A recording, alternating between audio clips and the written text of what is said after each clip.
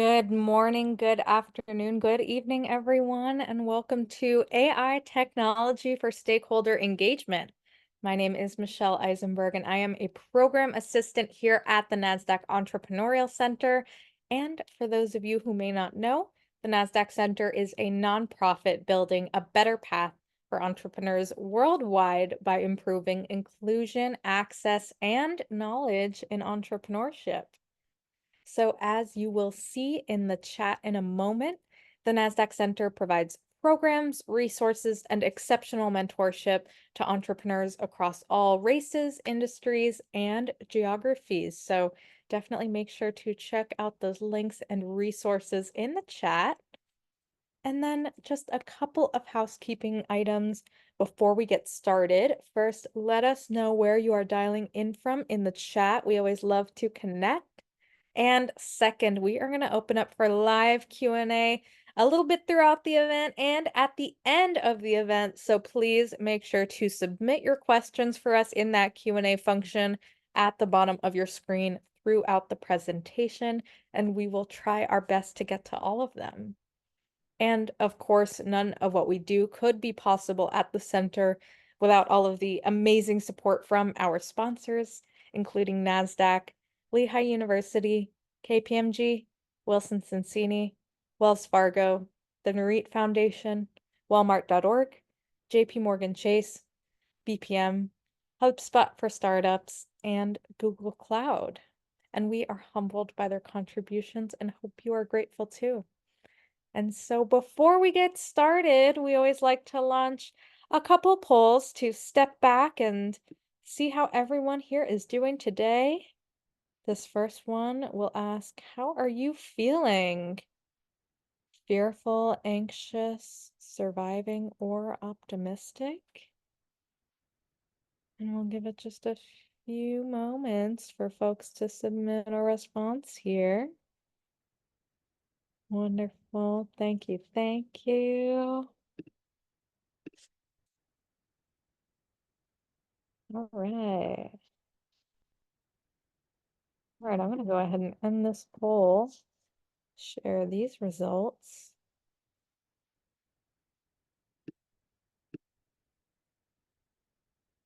Awesome. All right. Looks like optimism in the lead. Definitely have feelings of surviving and anxiety in the audience as well. Totally understandable. And hopefully this helps you see that you are not alone, however you are feeling. So I'm going to stop sharing this poll and launch that second poll. What is keeping you up at night? Finance, sales, marketing, scale, pivot, team, or surviving? And this one just tells us a little bit more about your current entrepreneurial needs, so we can ensure we are continuing to develop programs and resources that are meaningful for all of you. Wonderful. I'll give it just one more moment. Thank you. Thank you. All right. I'm going to end this poll and share these results.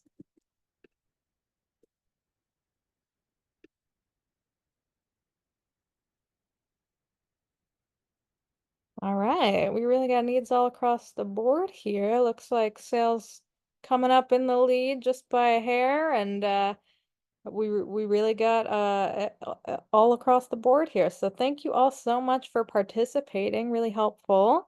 I'm going to stop sharing this poll, and without any further delay, please join me in giving a warm welcome to our special guest, Jacqueline DeStefano-Tangorra, founder and CEO at Omni Business Intelligence Solutions.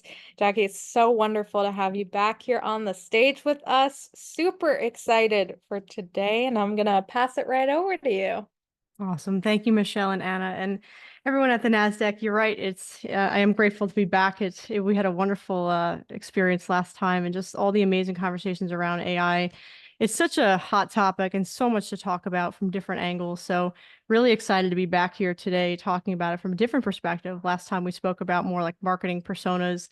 But today is going to be a little bit more about some different techniques and ways to think about driving more stakeholder engagement for small business owners in that space. So thank you for having me. Excited to be back. And as you mentioned before, the way I structured this is I want this to be informal. We have, pretty small group, so feel free to like ask questions throughout. I know they're going to be monitoring the Q&A.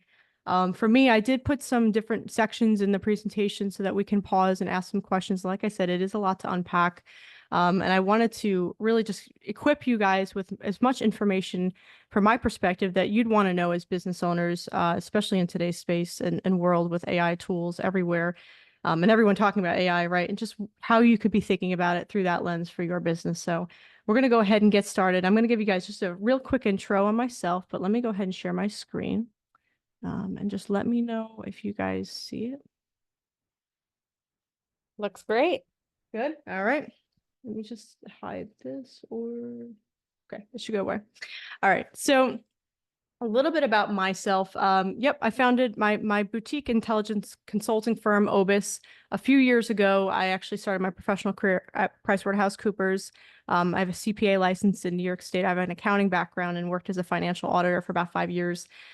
Like many people, during the pandemic, I kind of woke up and realized that that was not exactly what I wanted to do for the rest of my life. And I just had a growing passion and interest for technology, and just being able to leverage technology in a way that can make a business grow and just dive into those data-driven insights that we're all wanting and needing to know in order to make our businesses grow. And so after 5 years doing accounting, I actually wound up switching to do technology consulting at PwC at the time, and worked as an AI product owner on a few different projects, and then eventually resigned to go full force on my consulting business and helping small businesses, mid-sized businesses grow with different strategies, adoptions, techniques, and just having helping them have a pulse and an ear to the tech world and really being agile and adaptive to what is out there and what's available to them and how they can leverage those different technologies to help their businesses grow.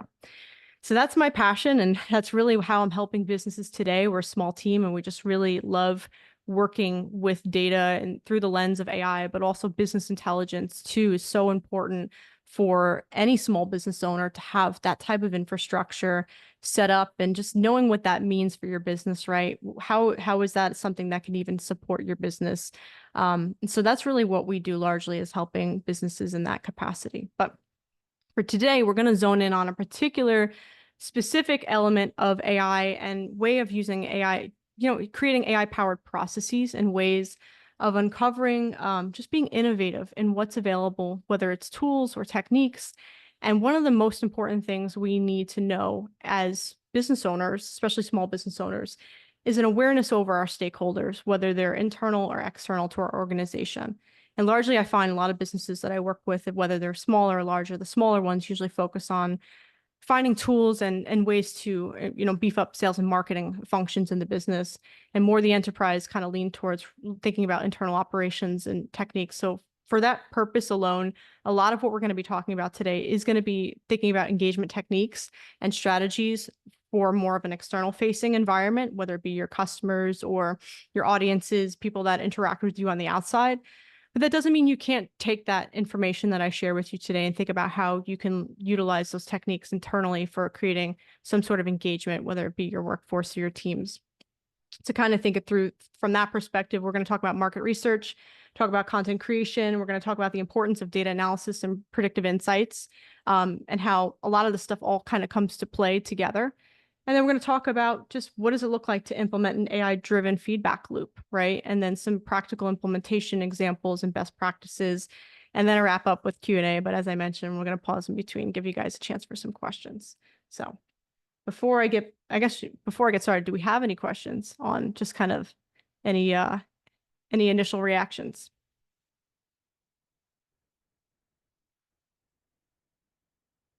I will take silence as a no. Okay, so we're going to start with a basic formula.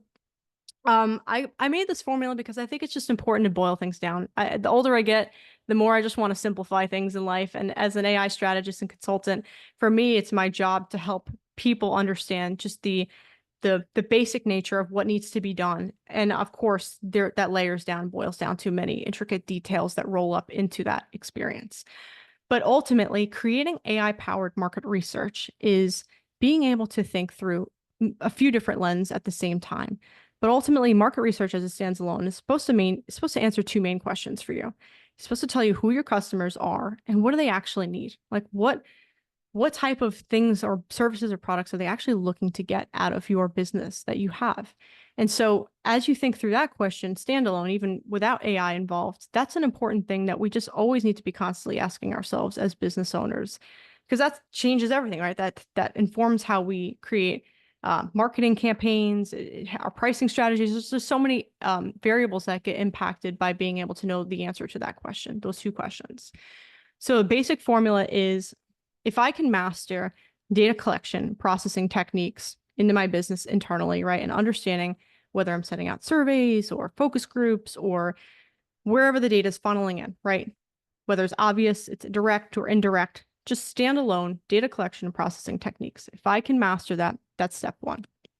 Step two is I want to generate an understanding over trends and stakeholder awareness, because I can't just live in my own bubble, right? I can't just know what's going on and what's happening in my own ecosystem, in my world. I have to have an awareness of the pulse of the industry that I'm in, what are competitors doing, and what are the trends, right? Like that's a huge thing that all of us realize that we can't really skimp out on social media now, because there's so much just potential and opportunity for a lot of businesses to grow their brands and engage with their audiences through social media now. So knowing what trends are actually out there that can support and facilitate some of the growth objectives that you have in your own business, and incorporating that with the information and the data that you've collected on your own organization to date, right?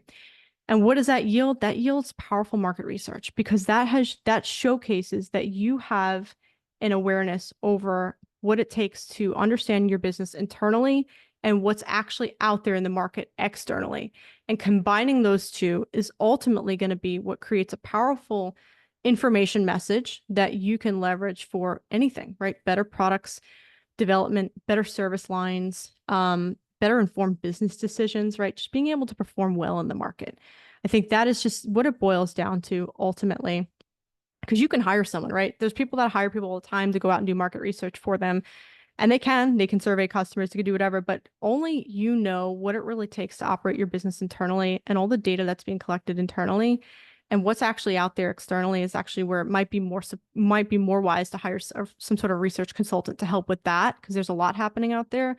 And stitching those two worlds together is going to be what informs strategy, tool adoption, feedback loops, all of that stuff. So that's how I wanted to frame this today, because we go through the presentation, you're going to see where this kind of each plugs in each one of these elements. So we'll go through market research strategy. And I just want to put this out as a PSA.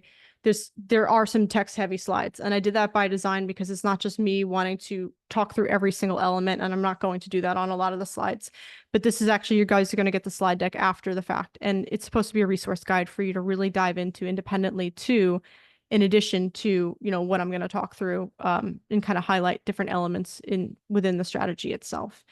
I also want to say this, and we'll say this at the end as well. I don't know if I said this in the beginning. I don't think I did. I am offering for the next 2 weeks a free 15-minute complimentary AI consult in exchange for a Google review.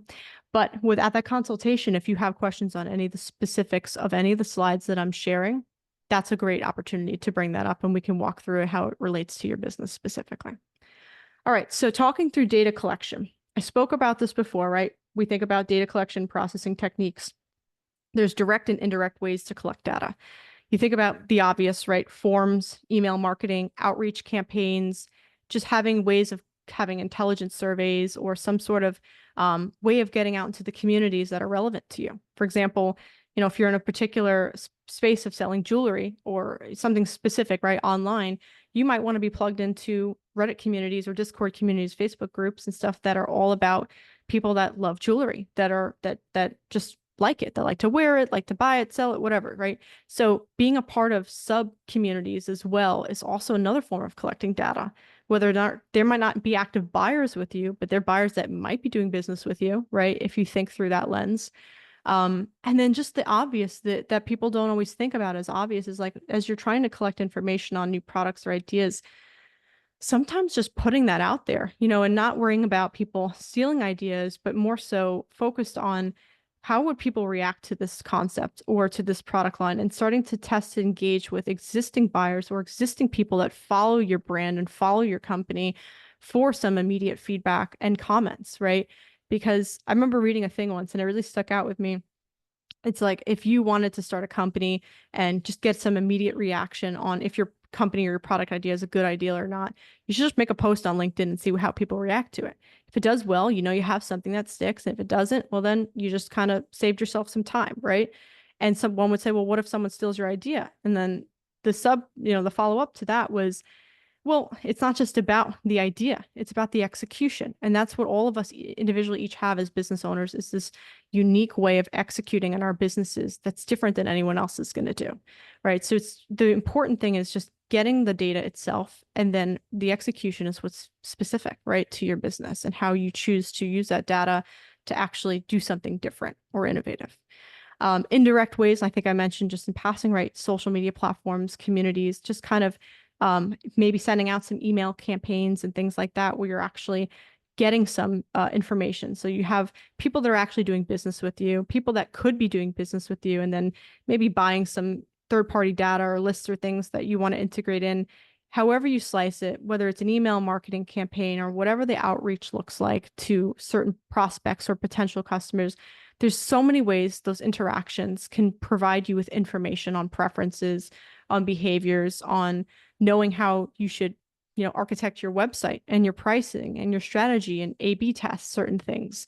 So it's just coming down to finding like, what is the core thing that, or the type of business objectives that you might have, and trying to focus your data collection efforts around that and thinking about it from a direct and indirect way of actually trying to gather that data, and then using an AI tool, right, like a ChatGPT or an LLM, to kind of help you articulate and frame some sort of a vision over what that data collection is telling you.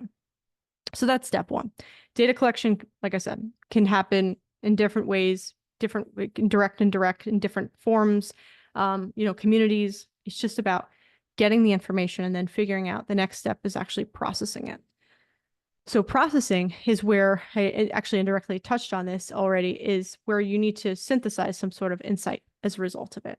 So, and you need to transform it in a way that is actually helpful to your business. So for example, you might be looking at a whole bunch of social media comments online related to product that you're advertising and just kind of getting that immediate feedback. You really should listen to that, because that is stuff that's actually going to inform potentially your next iteration of product variants or designs or services that you offer. And how can you create personas or segments based off of the information that you're seeing happen online?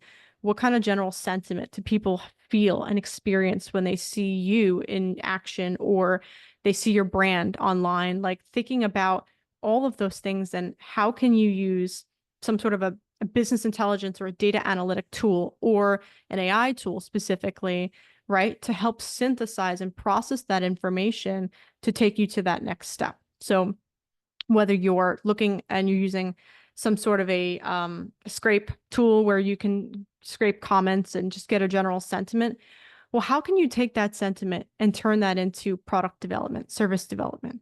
How can you take that and turn that into actionable steps for your team in sales and marketing and ops and finance to actually put something into play that showcase that you listened to people online when it comes to your brand? I think that type of like thinking about how we can use AI to not only scrape, collect, but to process and to help us synthesize some sort of a strategy and execution plan, to me, is what is really impactful for small business owners, because we don't have a ton of people working for us, right? We have to be really smart and lean about the resources and the tools we have. And having a workflow like that configured is extremely important for your just competitive nature and growing your business, but just general like adaptability and being able to grow the brand the way that you want to, because it's iterative. It's something that can self-maintenance over time after you build something that is actually shows you're listening, you're building, you're producing, you're listening, you're building, you're producing. And that constant nature of it is something that people often overlook, but really it's the most important thing when you're starting a business, is listening to people who are doing business with you and those that could be doing business with you. And so where trends and stakeholder awareness comes in is, where can I tap into what's existing out there, right? Things that are already trending, whether it's audios, visual hooks, viral scripts, things like that, or ways of people editing styles, like the way people articulate themselves online. We went from ChatGPT being this huge explosion where everyone was just using it for generating their scripts and their copy and everything online, to people being like kind of stuck up now and seeing like, well, I see the word delve and I just know that that's an AI generated post. And so there's this distinct awareness now where people have like this, well, I'm using AI, but also I don't use it for everything. So like managing that dynamic from a brand perspective as well is really important, because it's going to continue to shift and change over time, and knowing when to really harness it for an external use case versus just using it to augment your internal processes and your workflows is really important, in my opinion, because people are becoming a little bit more, not just aware, but also yeah, I guess I would just say aware to the fact that they can easily detect certain things, and that's okay. It's just a matter of, how do I tap into trends? How do I be innovative, but also keep my brand, keep my messaging as is, and be smart and be adaptive, but also not give up everything, and maintain this quality of what it is, the business that I'm trying to build in the market. And so Trends is also like this other website I came across too, for people that are interested in building out their engagement strategies online through visual media as well. There's a site called like transitionalhooks.com, and it's basically hosts all the top trending visual, like 5, 10, 15-second visual hooks that people usually take that and then they record themselves talking about their business, selling something or something after the fact, right? It's like this new trend, and those go viral, right? And so that's a way of being smart about using a trend with based off data that you know. So if you know something about your client base, right, because you did incredible data collection, you processed it, you used AI to think through how you could take that data to the next level and what insights, and maybe you use that to write a script or something to help you on camera. Well, then use a visual hook. You pair something like that, a trend, to your insights that you have an awareness on your audience. And then you have something that's personalized to the people that follow you, or to the people that look at your brand, and you're following a trend. So you check a box there, and you've listened to your audience, and you know you're crafting content that is actually going to engage with your audiences. So it's about stitching different things together and kind of creating some sort of a web, if you will, on a strategy that makes sense for what you're trying to do. I won't go through all these, but I do have a list of quite a few different tools that would support with some data collection, processing, and trends. I mentioned one on the trends, so transitional hooks is really, really good. Another great one for research, because sometimes ChatGPT, right, training data cuts off, all that stuff, is Perplexity AI is an amazing tool for just real-time research. It has web browsing capabilities. It would help you with some form of market research and being able to tap into certain trends that are trending online. Has access to research papers too. So it's a really good tool to check out. And I actually use it a lot for my own independent research too. Trend watching is a tool that has the ability to like socially listen. So that's another tool you might want to think about, is having socially listening tools. Because if you don't have like a social media marketing team, you might want to have a tool that's like scanning the web, if you will, for things that your stakeholders would want to engage with, right? Content wise, and just what you should be thinking about, scanning for competitors, insights, and all of that. Tools like that are really important for small businesses to have in play, especially as you're trying to figure out if you need to pivot or not in real time. Data processing, I'm kind of going backwards here, is just really important. I think, as I mentioned before, but some tools that I use personally, Alteryx, I'll use Power BI or Looker Studio, Google Looker Studio, and Tableau as well, Salesforce business intelligence tool. And this really enables you to synthesize data into dashboards, into formats that you can start to make decisions based off of. In addition to that, you can use AI tools, large language model technology as well, like a ChatGPT or any one of these different models, Gemini, and use it to synthesize information that you have in your own business to give you next steps, right? To give you insights and strategies for whatever you're trying to do next. And then data collection, SurveyMonkey. I think a lot of us probably use some of these email marketing tools, and things that are a little bit more direct is stuff that's directly interacting with people and getting their direct feedback on certain things through forms or focus group settings. But also just indirectly too, like if you have some sort of a funnel set up, sales funnel through Go High Level, or MailChimp, HubSpot, really just great ways to track engagement metrics without actually maybe particularly talking to a customer or prospect. And that obviously is data that you should be listening to, right? Some of it has plus or minuses. There's some issues with spam filters and other things, so you can't rely on it 100%. But if you can get the general theme and trend of how impactful what you're doing is impactful or it's not, generally by most of these tools. And then a cool one I'll leave you with is Viral Finder. Really cool if you're looking for other accounts or businesses in your space online that are doing what you do, that are already viral, have already made it, and you want to study their strategies. You can plug an account name, or I think you could do like a blind search too, and see what else is in your niche and space. And that will enable you to actually study what other businesses are doing in your world.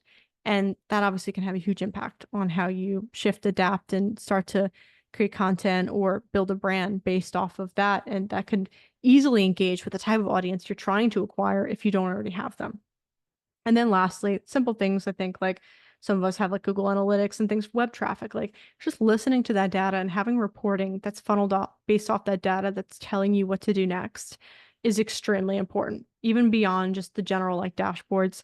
We'll talk through different types of analytics later on, but more so like getting information so that you know not just what the issues are, but predicting what the next issues could be, and then actually beyond that, right? What should I do next? Like prescribing you an actual plan as a result of that. And that's the type of maturity we want to have in our infrastructure, is having an environment that just is, it's like a co-pilot for us, right? It's not just telling us the issues, it's bringing us solutions.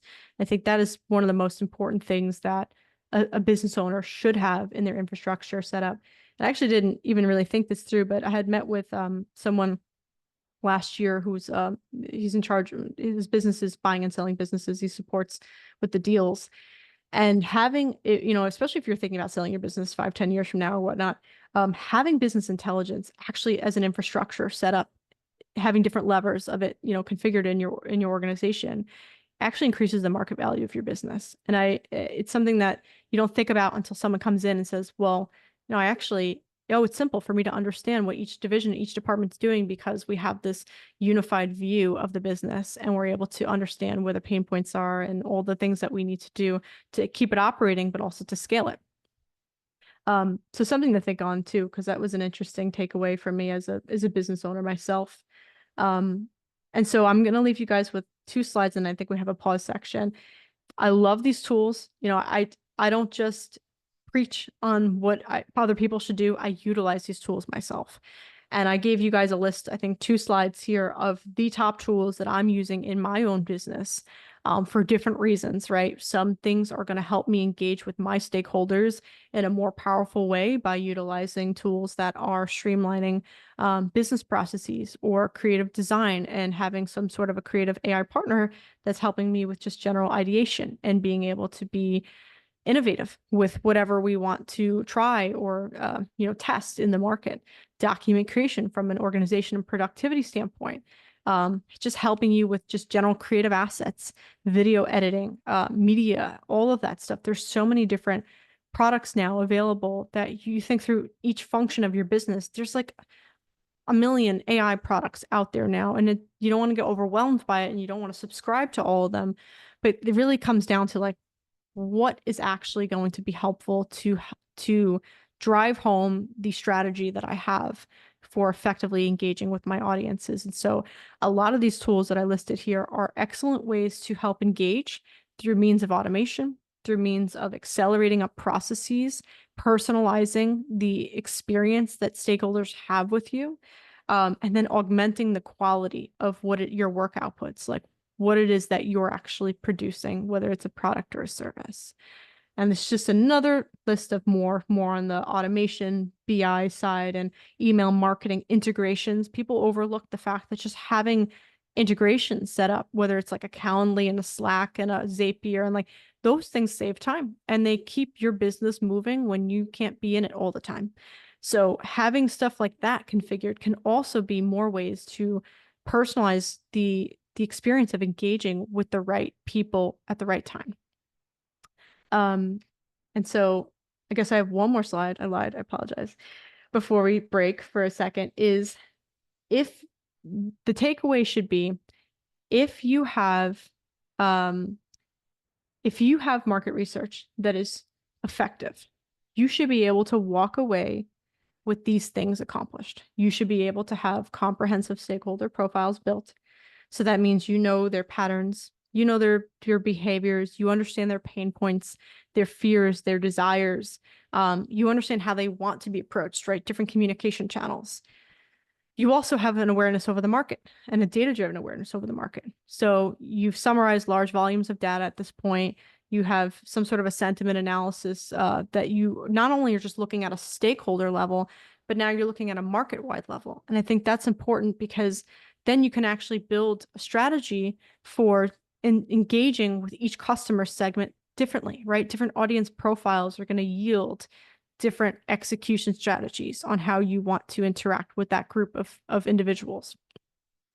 Also, just general key themes are going to emerge from having this type of market insight, and themes are going to impact product and service developments, right, in your business because you want to follow where people are going to purchase. So that is very, very important. Trend analysis reports is just being able to know like what are the new ideas and concepts based on the feedback that we received from this effective market research. And what could the future market look like in those circumstances, right? So having a comprehensive view over emerging market trends from different sources is actually going to help significantly, diversifies the perspective, which gives it more weight.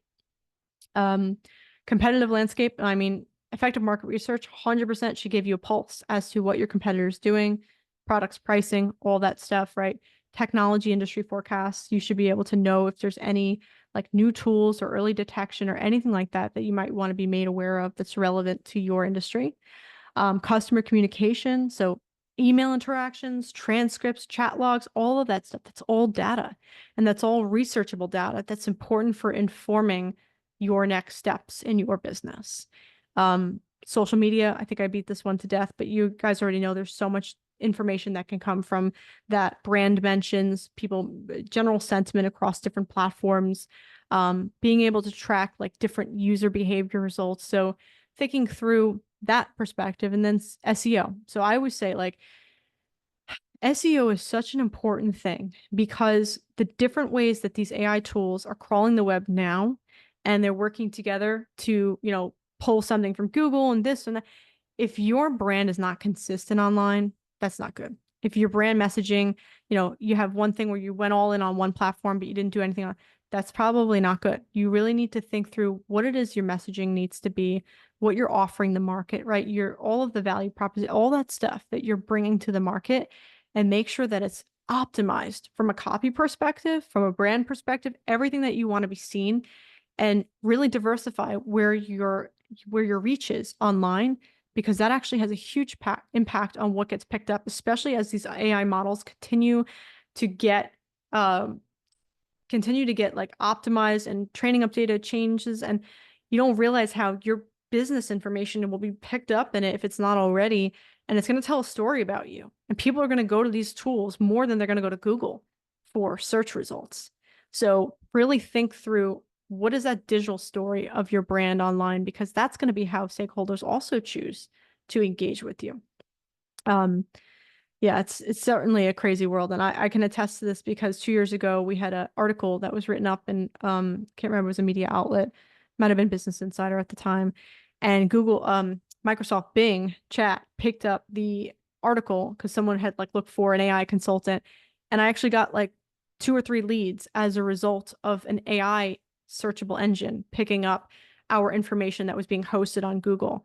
And to me, that was just such an eye opener. Like, wow, we really need to be mindful of how present we are online, because we don't know how people are going to choose to look for things in the future, and what people look for is going to change. And so you really want to think through, SEO and all of that.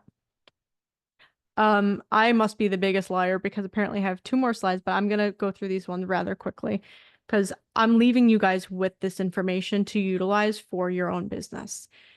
There are 5 prompts that I wound up putting together for market research. You can use ChatGPT, you can use Claude, you can use Perplexity, Gemini. The purpose of this is that it's really important for you to think through the different steps of market research, but also I wanted you guys to have something you could easily implement today. So for example, if you're interested in figuring out what methodology you want to have, or how do you gather the right information, or how do you craft a custom persona, find competitors and find market gaps. Here are 5 prompts and I have them on both screens. So you can flip through the deck, you'll get each one of them. You could drop them in, but my recommendation is before you do that, collect as much information on your own business as possible. Get all the data that you need, just business context, what it is that you do, talk about, what you've done in the past, but more importantly, talk about who's currently buying from you, right? Who do you want to buy from you? Who do you think your competitors are? Who are your competitors, right? What is your market like today? Like, train and feed it as much behavioral information, goals, lifestyle information about maybe the people that work with you or that buy from you, that engage with you. Just any type of analysis or any type of data that you can feed it that's relevant to this entire exercise. I would recommend gathering all of that and properly labeling it in either different documents or structuring a prompt where you have a section that says, here's my context, my business, here's what I have, here's everything about my business, etc. And then you have the actual instructional based prompt, which I'm providing to you here. But if you do this in like a Perplexity, which I'd recommend, or Claude, 2 favorite models in my opinion, you'll find it to be interesting that you'll get a different output maybe than what you've been doing before, because not only are you using techniques that are informing the model to act a particular way, but you're commanding it in a way that it needs to really think through these different elements to create a customized perspective on your business for as long as you supply it with information that you're comfortable with, right? Proprietary, privacy, everyone has different perspectives on that. But supply it with things you're comfortable with so that you can really get a solid output that can give you an idea for opportunities on market research. And then from there, we're going to go after questions to the next section on content creation techniques and how you can utilize that AI-powered research prompting experience to also create an AI-powered content creation experience. So I'm going to pause there, finally, for some questions, if there are any. Wonderful. Yes, we definitely do have some questions. So, we have somebody here, and I think this is such a common question that we get, just in understanding the way that some of these AI models are trained, thinking about potential implicit biases that may be built in to these, into the technology, and I guess the question is, are there tools, and if so, what are they, that address these implicit biases and really ensure, that, proper communications across your stakeholder groups, with the support still of this AI technology? Yeah, it's a great question. Bias is always going to be something that's on the table for concern. There's actually instances where bias is important for developing products and services, but in instances where it could be dividing and a little divisive in that sense, and maybe not consider diverse audiences or groups. My perspective on this is that you have control over what you have control over in your business, and then there's what you're choosing to interact with from a model like OpenAI's ChatGPT, right? They already have configured and put into place everything from a regulation slash, safety, AI safety and ethics perspective, that they've done. Now, if you're not comfortable with that, there's always different workarounds, right? You can get outputs from there and you can use different models to say, hey, can you rate this on a scale of, is there bias baked into the statement or not? Kind of like use it, make them go back and forth to each other so that you can get additional opinions outside of just that particular model. That's why we have different models. I actually sometimes have the different models rate each other's responses. And it sounds crazy, but it actually is funny sometimes because it gives me more perspective on which models are actually a little bit more strict than others. Some models are going to be more strict than others too. And I think that's comes down to knowing who developed it. And, for example, Twitter, right? Or Elon Musk Grok. That one's unhinged. Like that one is the one that you go to if you want something funny or crazy and you don't want guardrails. But an OpenAI and a Claude actually, like after a lot of feedback and working with different groups, have actually incorporated different things into the models to help reduce some of those biases. Now, if you are bringing something like that into your business in an external facing setting, which I wouldn't recommend unless you really tested it out and you're comfortable with it, potentially any one of these models could go haywire at some point, right? Is that you can actually create, and this would require some code right now with having a developer, a wall where you can have it have another security layer where it's actually hitting that wall first of more checks and balances in your business before it goes out to the market. And I think some people are doing that, depends on your budget. But right now, do I know of like a tool that's specifically calling out certain biases? I'm sure there is one, but if I were to actually invest my time into building this technology and like, let's say it's a chatbot on my site or something that's going to be external facing with a group of people, I 1000% would invest in having someone come in and build in additional wall layers so that if something fires wrong, it's got to hit 5 walls before it gets to them. Right. Right. Yeah, yeah, you bring up a lot of really interesting points there, especially just like recognizing, that these models are built, differently and they may have different guardrails up. And so just, I love this idea of having them talk to each other and really just playing around with finding that sweet spot for you and your business. So wonderful advice there. Um, just a couple other questions. I think this is kind of similar, I think you kind of mentioned even some tools that are specific to personalizing and curating content or Mhm. communications, but just any best practices or tips around ensuring that your communications are authentic or, just humanized in that way. Well, after all, we are in charge of what goes out the door. If we are the people still in charge, AI hasn't taken over yet. So yes, there's always that authenticity metric where it's like, does this really represent me? And I think this is why it's important to know who you are and who your company is and your brand and your voice and your messaging, because there's so many options now within these models to put custom instructions in to tell a story about yourself so that, the purpose of the development of a lot of these models is they want to sell them for people to use in their businesses, but they know each business has their own story. Each business has their own group of people that work with them, especially small business owners. Like, to me, that's so important, is retaining that voice and not sounding like other people on the internet, because that's very easy to happen now that everyone is getting so accustomed and comfortable with the outputs of a smart model. We're all talking like each other now, so I, I find that to be interesting. But to me, it's, are you using it to replace your voice, or are you using it to refine your message or your metaphor? Are you using it as a partner for creativity, or are you using it as a replacement? And I think if you're using it as a replacement, well, absolutely, you're gonna find your voice is going to be gone before you know it, right? And you're not going to have your own independent thoughts anymore. And I think that's a huge concern people really need to think about, is this over dependency too.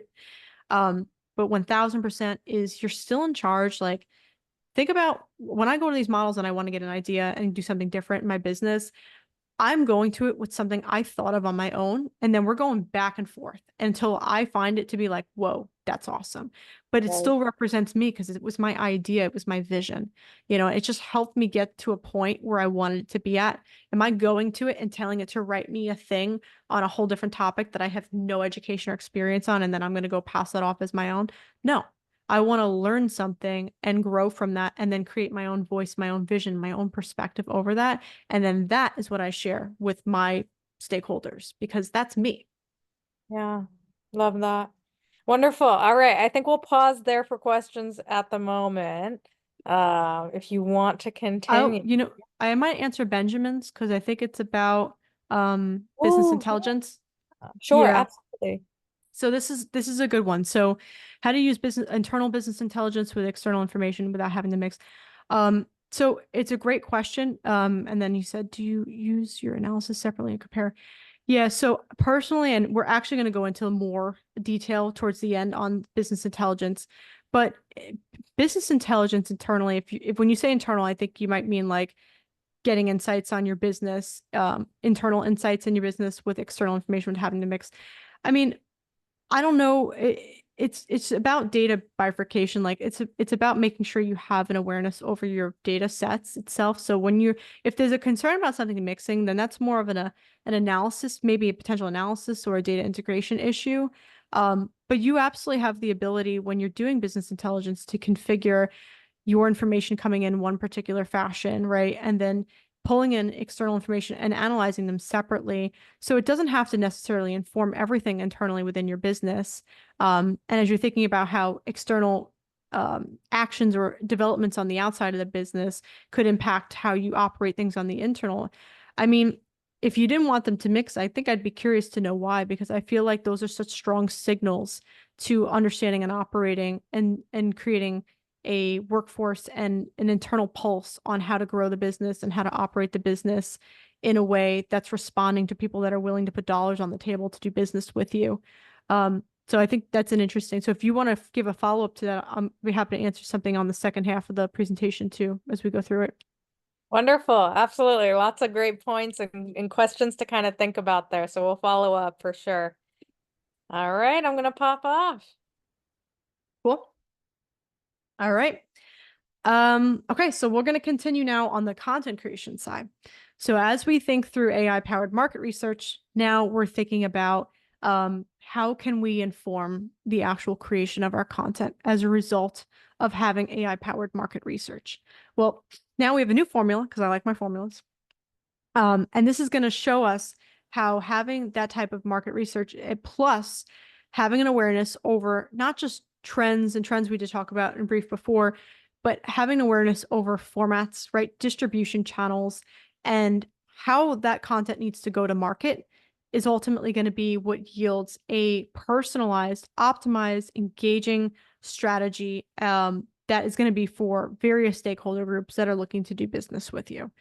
Ultimately, and as I continue to stress throughout this presentation, is that if you're creating augmented content, right? If you're not replacing your voice and you're augmenting your voice, you're augmenting your brand, your strategy, you are personalizing at the consumer level at scale because you are taking what has come to you in the form of data, right? You've turned that into information and insights, and then you've optimized that information into, well, how can I reach those people now in an impactful way that they can't turn it down because it actually speaks to a pain point. It actually speaks to a message that will resonate with them appropriately. And that's why content creation, effective content creation is so important because it reaches the right people, it reaches the right audiences when it sticks. And not everything has to go viral for it to be effective. I think sometimes people cross the two worlds. It's like you could have 300 followers on your account, but if you have like 20 to 30% conversion ratio on that follower account, and people are actually doing business with you, that's more than people have 300,000 followers on Instagram and no one's buying from them.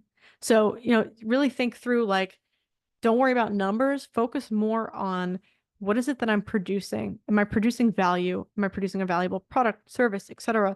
And how can I listen to the people that are wanting to do business with me, the people that follow me to personalize my outreach and personalize the experience that they have when they work with me? So now this is a framework that I developed in order to help conceptualize how content creation can inform our next steps in the research, market research outputs, and also just what we do to engage with those that are around our world, right? So it starts with the effective market research. Back to the beginning of this presentation, right? What does it took? What does effective market research look like? Well, we know what it should look like. It should give us, right, those stakeholder profiles, data-driven market insights, all that stuff. From there, we should be able to use maybe AI, right? An LLM to bucket that into content themes, to be able to take all of that data that we got back and we mixed it, whether it was something internal, external, or it was just coming in directly from the outside, however it looks, right? And you take that in a way that you desire that to be. So then you look at it, content themes, and then from there you want to understand, well, what trends can I tap that can plug into these content themes? Because now you have thematic things that you're selling that are going to fall under those themes. But now you need to, the execution is super, super important. So you think about what different ways can I actually utilize the AI powered insights that I got out of deriving themes and format them in a way that's going to be helpful. So trends trickling down to things like, well, if I'm trending on this platform, TikTok's trending on these types of different things people are doing, but they're not doing that on Twitter. They're not doing, sorry, X, right? They're not doing that on Instagram. They're not doing that on Facebook. There's different audiences on different platforms. And so understanding trends and how they kind of transfer across different platforms too is very, very important for execution. And then from there, formats, like proper formats. Is it a carousel? Is it a reel? Is it a, is it a post? Understanding the different ways of engaging from a distribution channel down to the actual content format. And then lastly, the most important thing that you really should never post anything on your business channel if you're trying to grow your business channel and get leads without a call to action, because it's just a waste. Like everyone knows you're in business and there's got to be some sort of a CTA, even if it's an educational CTA and people need to follow you for more, cool. But there needs to be something, because there's time and research that you put into creating the content, and there needs to be something in it for you, for your time and research that also reinvests back into the business as well. So the call to actions are important to make sure that those are properly lined up with the different themes, trends, platforms, formats, etc. Right? And ultimately, this is really important, because when you get to the call to action, you're going to learn about what the actual engagement response is, or it's not, right? And so sometimes silence is an important insight as well. And that's going to be what you can leverage, whether you're using analytic platforms or social analytic platforms, or you just want to scrape everything and use ChatGPT to take you to the next steps. However it looks, there's different ways to do it. But the most important thing is taking that output and re-looping that back to the top, because you have now findings. Either something worked or it didn't work, right? Something stuck or it didn't. And that is what needs to be what reinforms your effective market research happening again, because now you're going to go back to the market. It doesn't have to be surveys all over again. It could just be email marketing or however, is most convenient. But you're going to go back to the market again, and you're going to remarket with something, a new insight in mind. And that's the iterative loop that we want to create in our businesses, is because if you find out something's doing super well in your business, you're going to want to find out a way to automate and like reshare, or have set up auto shares, or set up something that creates a way for people to experience that at scale, because it worked. So that type of thought process is extremely important, about having different things set up in your business so that you can create a powerful experience that is reinvesting information back into your business over and over and over again, because ultimately information is insights, and insights is going to be exactly what your business needs to grow and to build that engagement, right, with your stakeholders, whether it be internal or external to the organization. And ultimately, that's what we all want, right? Because engagement is going to foster conversion. Conversion is exactly what we're all looking for business growth. So ultimately, this is something to think through. And, a quick little plug on a tool, for example, like ManyChat. If you've ever watched people put videos up and they say, comment speaker, and I'll send you a link, I'll DM you a link to my guide. They're using an automation called ManyChat that's actually enabling them to have an automation configured so that anytime someone comments, that automatically the DM gets sent. So they're not even on Instagram doing anything. They're literally just having their backend systems just automate the messages for them. And so that keeps up with demand, and it keeps up with engagement, and auto replies helps foster actual engagement levels online from a content perspective.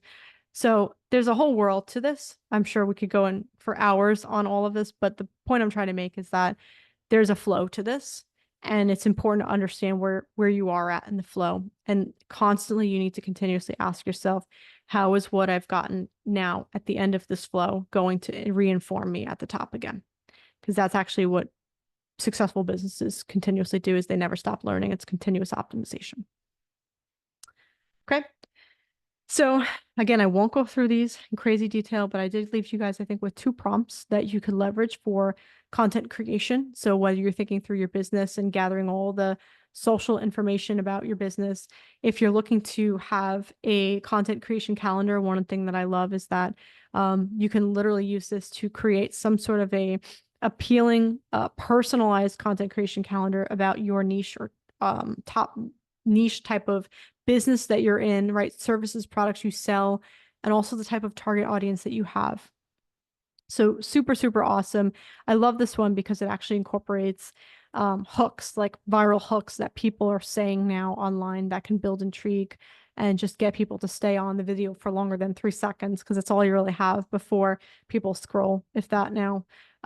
So thinking about that, and then how you can build some sort of a strategy. So if you were to do this prompt and you were to put in the information around your business, your audience, and what you do, right? You would get an amazing content calendar, and you could go to your social media team and they could build out information, content around that. And what I liked about this is that it also considers ways to keep the engagement moving. So whether it's this one or the next one, I like this one because boosting engagement, right? Boosting ways to interact with people.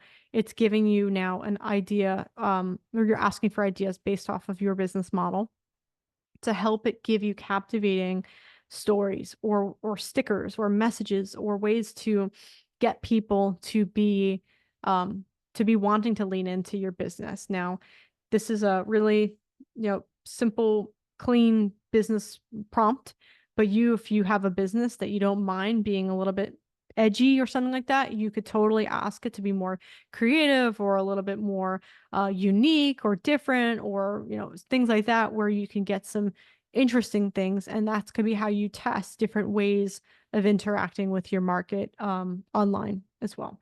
And you could totally utilize some of these techniques in email marketing and different ways of interacting with your stakeholders today. I think I already said this before, but I'm just going to continue to emphasize prompt effectiveness. Drop in as much relevant data as you can. Share your audience data, share everything, share trends if you know of them, just because even though these models are super trained and they're trained on a large corpus of text, they are not always going to know where your brain is at. And so you need to really try and take that thought that you have or the vision that you have and paint that and just give it enough for it to work with along with this prompt. And I think you'd be very surprised to see how you would get some personalized ideas and techniques that you could deploy today that would take your content game to a different level for engagement. Any questions before I continue?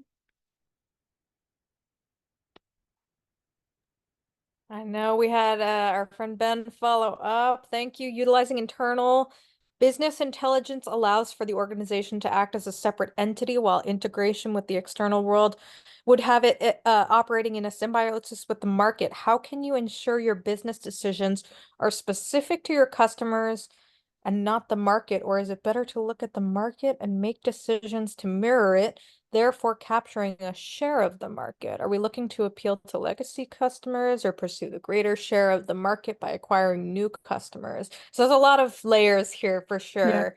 But curious Yeah. how you dissect that. No, it's definitely, business intelligence can tell you a lot about the business. And yes, it does. It allows you to see your business through various different lens. But I mean, it's like the chicken or the egg. Like, what is more important to you, market or, the people doing your business today? And I think it's very important for us to know, well, who's currently interacting with your business? Like, who's giving you money right now? And who do you want to become your clients or your customers specifically? And so whether it's legacy customers or, it really depends on what it is that you, from a business owner perspective, right, are looking to objectively trying to achieve. Because any process tool, technique, BI tool, automation, all this stuff can be configured to be specific to how you perceive your own business. Like any business owner is going to only know their own market better than anyone else. And so, and their own customers and their own stakeholders. So they have to kind of factor that in. So you could be utilizing for just general leveraging the internal BI, internal data to just get those insights on current customers' behaviors and preferences, personalized experiences. You could tailor your products to meet specific requirements of your existing customer base. So that's going to create a sense of loyalty and satisfaction. You can optimize different areas in the business for more efficiency, better customer service. I mean, as you think about external markets, different trends, you want to be informed about industry trends and emerging technologies. You want to be able to shift if customers' behaviors are changing, right, and be adaptive to that. You also want to be able to explore new segments if there's opportunities for you and benchmark. And so, do you want to be so focused on inside or outside? No, you want to have your heads on both sides. And you really, that takes a really dynamic team and an infrastructure to be able to do that, because your inside, your business is going to have, things that are going to help you understand how you want to actually interact with the market. And then the market is going to tell you things on how you might want to inform strategies for maximum impact on the inside of your business. And that's going to, make things that are going to go back out to stakeholders again. So in my mind, it's like, it's never just focus one or the other. I think they both can uniquely provide so much immense value in informing one another. It just comes down to, what are my business objectives? How do I want to make decisions? What makes sense given my industry and my market? Who are my customers? Do I want to take their feedback and build around their feedback? Like, how do I retain legacy customers by providing value to them? We creating ways of fostering repeat business or loyalty programs, and expanding market share is just going to be one of those things. A lot of brands have to make distinct judgment calls at some point where they are at a point where they know they had a customer base, but they need to do something innovative, and that might not speak to the existing customers anymore. And so distinctly figuring out that brand division, that's part of having a business that can bridge the gaps between different areas and understand, well, it's a business need that we need to acquire new customers in this market, or expand our share in this market in a different way. And so having that communication, whether it's internal and external facing to your legacy, to new customers, is so important so that they know what the vision is. And I think ultimately that transparency for businesses is exactly what they need to use data to help not only them grow, but to make the people that are giving them money for their business to actually feel like they care about what it is that they're bringing to them as well in terms of business. It's just one of those things that, again, it's dynamically speaking back to what is something that you want to focus on and shift, but also not forgetting what you currently have. And so that's why it takes a village in a business, right? One person can't just go out there and do everything by themselves. That's why there's teams and workforces that can manage the internal dynamics or the rumblings of an existing client base and what it is that we want to do out there optically, and shift and be strategic and change and pivot. And how do we bridge those two worlds? Definitely something that data can help with, but people make a difference. So Wonderful. A lot to think about there, but really, yes, goes back to that idea of, your market best, and really just thinking about your strategy and how, I love this idea of, they kind of inform each other. And so thinking about how you can use the technology to support that process is wonderful. yeah, So I'm going to pause there, let you finish out. So I'll I'm gonna pop. I'm Oh gonna yeah, go answer for it. one more. Someone said, is it possible to Yeah. use the same prompt for different Gen AI? Absolutely. So I highly recommend doing that, because that is a great way for you to get a sense over the quality. And actually, I'm going to give you guys a tip that I found to be kind of funny, but it was really cool when I learned it. So the way these models are configured right now is that they're actually set up to be your co-pilot, somewhat of a companion, and kind of a yes man sometimes, if in terms of the hype, right? Like, hey, is this a great idea? Yeah, it's a great idea. Here's why. I think we all need that kind of like inspiration and friendship in our lives. And sometimes I'm like, oh, okay, that was a good idea, but not all the time is it really that great idea. And so I think it's what I like doing now is taking the same prompt, whether you go model by model, that's one strategic way to do it, because you might get a different way to actually get some sort of response that's unique. But the thing that I'm doing now is that I'm not telling it that it's my idea anymore. I'm literally going to it and I'm saying, hey, someone else gave me this idea, or another AI gave me this idea. Can you critique it? Can you tell me what you think of it? And that's actually been yielding some more authentic responses than I've been getting previously. So like when I did one chat window saying it was my idea, and it rated me like a 9 out of a 10. And then I told it that AI gave me the idea, and it gave it like a 7 out of 10. And I was like, well, that's kind of interesting because, if anything, I want more critique. I mean, the ego boosting is not a bad, but like, I'm looking for a partner that's going to be honest with me. Um, Yeah. so it is, yeah, I want you guys to know that, because that's like a thing that I uncovered recently, and I've been doing it more and more because obviously we want real people to be honest with us, or AIs, right? Right, Who know yeah. who knew that they could lie to us? So Oh my goodness. Yeah, it's like I know there's this whole thing of like, strawberry has three R's in it. So it's like really interesting, how these models capture and release that information again. yeah. So wonderful. So All right, I'm gonna pause there and let you go. cool. All right. So I actually see one more question on perplexity, and this is important because this actually came back to me. So perplexity is actually under fire, yes, right now with certain issues regarding data collection. How do I account for moral aspects? I think it's an excellent question. I think right now, majority of these providers, none of them are just morally ethical in that sense. There's a lot of data scraping and collection that are going behind paywalls. You find a tool, and any tool under the sun right now is going to have some sort of an ethical dilemma associated with it. So we're not really at a position to choose. We don't really have the option right now because just about every single model, and they might not say this, but if you read privacy policies, you study the different lawsuits happening, they're all under fire for something. And it's about more so kind of choosing to be innovative at this point and recognizing that there's going to be points when society reaches a limit where we're no longer utilizing some of these tools anymore, because certain things happen and got uncovered. But that's a different topic I can go into more on a personal consultation. But I would say read the policies, understand what you're getting yourself into, and yeah, you have to determine if that's something that you're okay with. If you value more of the regulation versus innovation. It's been a debate at the top of technology for years. But it's something that it's a personal choice. So, okay. I'm going to walk through a last use case just in terms of knowing different ways that you can utilize data analysis and AI feedback loops to actually inform the next step. So I'm creating some sort of an example where we have a problem within a small business, e-commerce business that is looking to continue to grow, but they're experiencing high churn rates, right? They're losing business.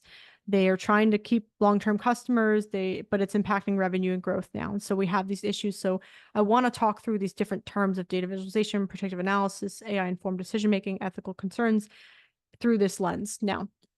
And so it's important to understand that problem statement is something that commonly happens with a lot of small businesses. But what's an AI-powered solution that could support? Well, having access to your historical data and your browsing data for those customers and behaviors and the different ways that they're interacting with you from a support standpoint, as well as having an awareness on external market trends, is going to be the data that you need to be able to actually predict churn risk and personalize any engagement strategies that you might want to have in the business. Implementation. So I use Power BI because that's one of the tools that we use for a lot of customers, Microsoft Power BI. It's an amazing tool to help you visualize data. But why it's important is that it's going to be able to help you see a unified view of that customer data in one place. But more importantly, now we can actually apply some form of machine learning model techniques to the data set to segment out customers and to be able to predict the probability of if they will churn or not.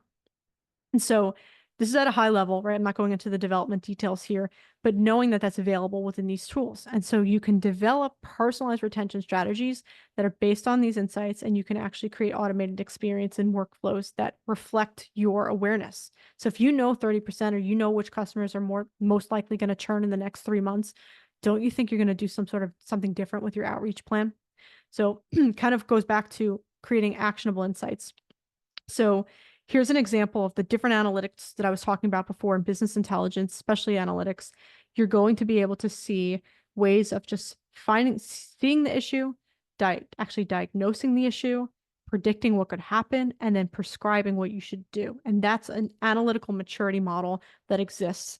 That's important to understand that when you're trying to figure out different ways to react to the data that you have. Okay.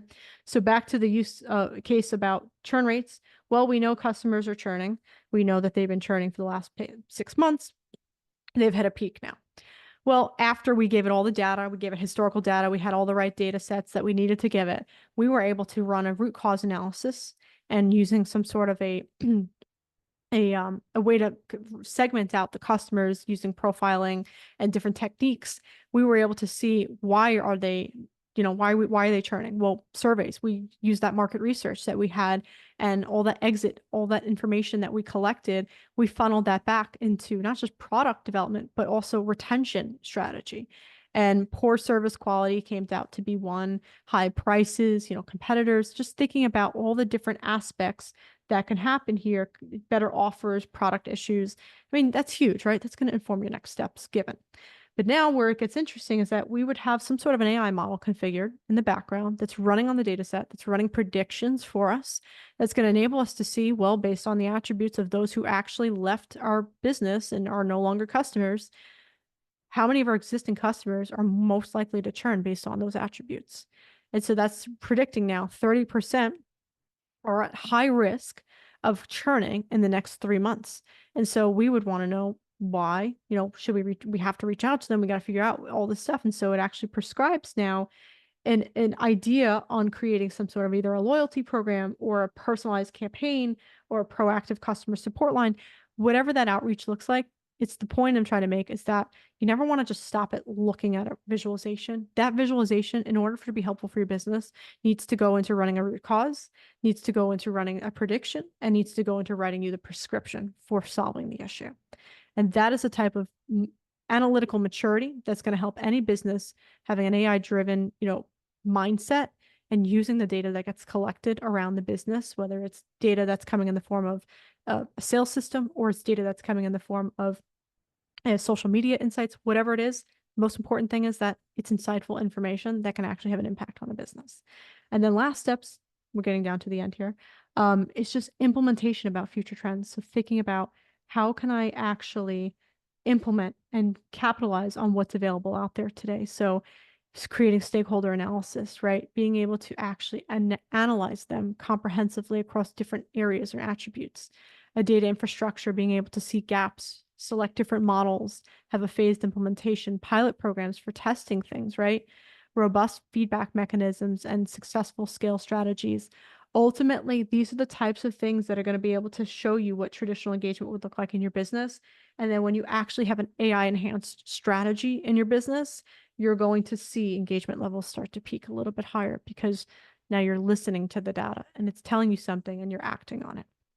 And then lastly, wrap up with these general best practices is these are the things that I've heard and seen over the last few years with small businesses, and my constant pulse with them is no matter what you do, even if you just walk away from this session and the one thing you take away is like, this is going to make you feel stronger about AI in your business if you just follow these. Talk to the people that are doing the repetitive things in the business. Learn about those opportunities because those are automation opportunities. Just get down to the weeds and talk to them. Second thing is establish comprehensive AI inventory. We don't know when things are going to change, regulation. Just continue to document any usage of AI in your business for transparency purposes. Safeguards and contracts, if you're using it externally, you want to make sure that you have some sort of legal protection. Review your third-party policies. I mentioned this before. Make sure you're comfortable with the usage of any PII that you might be utilizing or updating or uploading into models. Have an actual strategy within your business. Talk to the people in your business about it, what it is that you're doing. Are you using it for automation? You're going to use it for innovation, whatever. Have a knowledge graph. A knowledge graph is just an ability for you to know where all the data is coming from and that you have some sort of a clear labeling over its ability for being ready for AI and the quality of it, and just having a full pulse check over all data in your business. Contingency plans, experts, you name it, just having that next step right there, and having people in your world that can help you stay up to speed and review things and give you feedback and help you have have ears to the industry on what is happening in terms of AI in your specific world.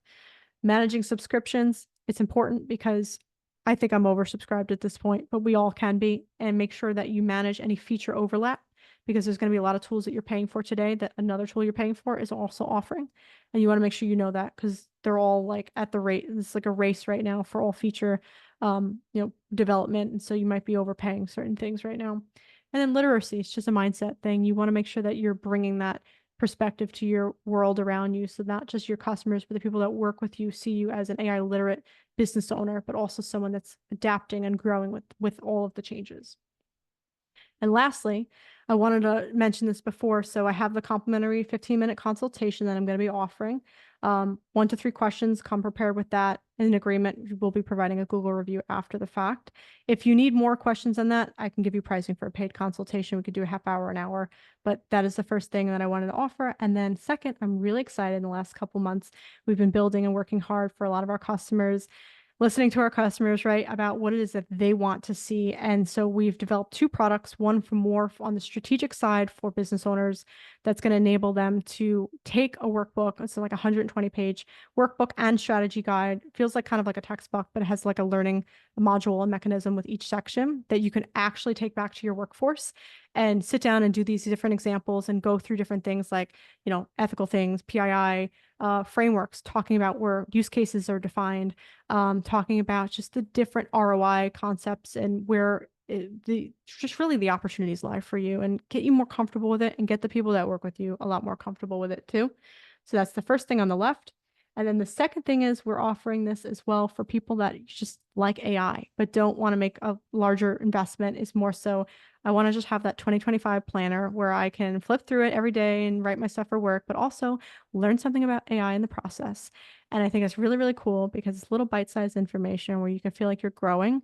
But it might not be so overpowering if you're not ready for a strategic workbook guide for the organization. And so with that being said, you can scan those 2 things for the call and then also for the products as well on the website. Awesome. Thank you so much, Jackie. This has been so wonderful, so just packed with information and perspective. So really appreciate it. And if you just had one key takeaway or piece of wisdom you wanted to leave with the audience, what would that be? Um, be easy on yourself. It's a lot and it's changing every single day. And even as an advisor in this space, it's always like everyone has this element of FOMO.